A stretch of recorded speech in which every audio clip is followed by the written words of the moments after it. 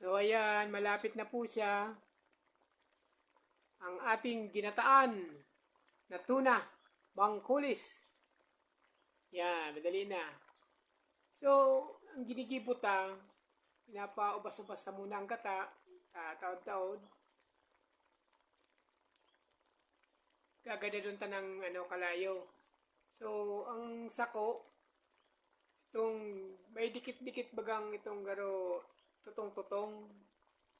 So, bako man may tutong talagang tutong. So, dikit lang para sako kaya mas masarap ang lasa pag may dikit-dikit na tutong na bagay itong serarom, itong may tutong na mga recado, pizza, yan. Pero bako man itong tutong na maray, pinapano talang na dikit na tutong, mas minalasa yan para sa kulang. So sa iba day na. Shout out sa mga taga-Sangay.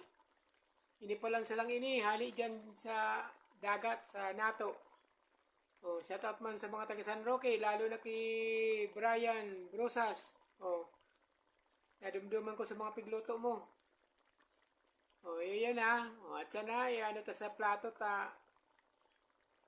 Testing ang taman daw, plating ta. Yeah! Yun na yan. Sige. Foods na kita, alas 11 na.